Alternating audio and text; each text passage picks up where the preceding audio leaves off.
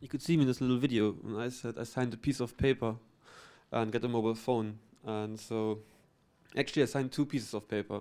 The other piece of paper was saying that I do a research degree at the University of Westminster. And so I'll show you what I've been doing the last 2 years now. It's the Mobile-mentary project called Experiment in Cinematic Communication. This one? Oh yeah, that one, sorry.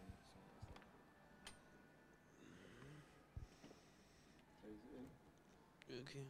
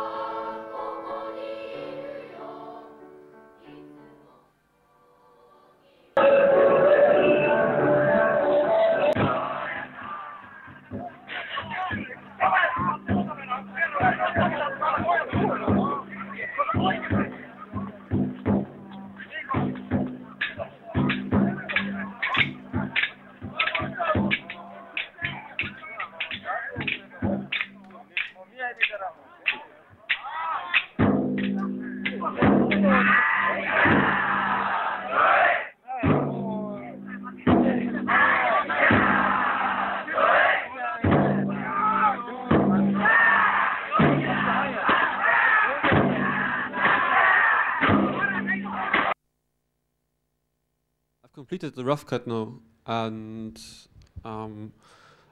the project will be finished in April 2008. So as I said, it's called the Mobile-mentary, an experiment in cinematic communication. And I'm doing it at the University of Westminster, which is quite interesting because at the University of Westminster, the former site, you can see here, 309 Regent Street, the first ever screening of the Lumiere, of the cinematograph, was hosted in the Lumiere cinema in 1897. And I mean, we know that since then, the technology, the cinematograph massively developed to, you know, one of the biggest industry, if you think about Hollywood. But this development from one of the early cinema tools, which could project as well as screen, I think is quite interesting. And so at the moment, it's a very interesting point of time when for the first time with the mobile phone, we had the fusion of a lens-based medium and a communication medium. And I thought there's some more potential to explore this. So the Mobile-mentary project really is rooted in the tradition of documentary filmmaking. It is a city film. And if you look at the history of documentary film, there's been lots of city films produced in Paris, Berlin, Moscow in the 1920s, because film was the only medium that could really capture the characteristics of modernity, which was the metropolis, machine. And I think we're at a similar point of time where the mobile phone can do something that traditional media can't really do anymore. The video blog was, I think, a quite useful tool for me, that I could at the same time contextualize a production process, but I could also have other people comment about my work while I was still in production. So whenever I was on location, I met different people and they contributed to the project. They gave me some ideas about what it could also be about. And one of the things that was most interesting for me was that I realized it is not only about screening the work in a cinematic experience, which I could do in the Lumiere cinema, but I also could have almost a dialogue with a new medium tool. So the mobile phone can bring the images onto the streets.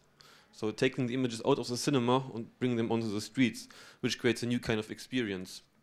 And if you look at the way that media is represented, you can read the newspaper on the bus, there's screens on buses, but you also have your mobile phone. And I think there's a quite interesting idea that the mobile phone can create a new kind of experience which can bridge your your filmic experience with the diegetic environment. So how would you do that? That's one of the questions. And again, if you look back at the 1920s, when the filmic technique really started to emerge, montage was one of the key techniques used in that time, which developed from the earliest use of Kuleshkov up to more distinctive uses such as by Hans Richter or Dziga Vertov. And now a lot of new media theorists and practitioners also make use of montage. And so I think what you can quite fruitfully do is use a split screen to extract micro movies. So whenever I use a split screen, I will then have a micro movie which is extracted. That could be sent with a Bluetooth hub onto a mobile device. And really in my pre-production, I did lots of experimental work where I looked at the conceptual tools of filmmaking, which is color and movement. And also, if you look back in the 1920s, filmmakers were exploring more the form and the content of the medium. But I don't have time to talk about all of that. So really, for the Mobile-mentary project, pixelation is not a problem, but very much indeed a feature. And I started to experiment with what can I do with different pixels and how I could edit films in different ways. But what I realized is when I went to Tokyo that there was a relationship between the Mobile-mentary project was constructed and the way the city works. So that Tokyo, or in Japanese, city means Tokyo, and so all cities in Japan are more or less like Tokyo. And if you look at Tokyo as a city, you realize that it doesn't have a center as such. It is made up of 32 different wards. And I think that can be very much related to the way the Mobile-mentary project is constructed. So it is a time you can watch it on one side in a cinematic experience, and you have a definite beginning and a definite end point. But at the same time, you can use the project and watch extracted via macro movies to mobile phones. So if you look at the tube map of Tokyo, you can see how these different wards relate to each other, and it is more like a web, or like a different network of different cities which are connected, which you can navigate through. And I think that's what you can do with the Bluetooth movies.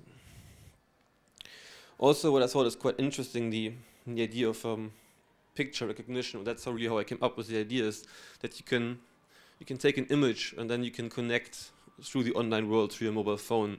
And I think in a similar way you can connect to a filmic world through the mobile phone. So I mean, I'm using technologies which are already existing, but I'm exploring their use.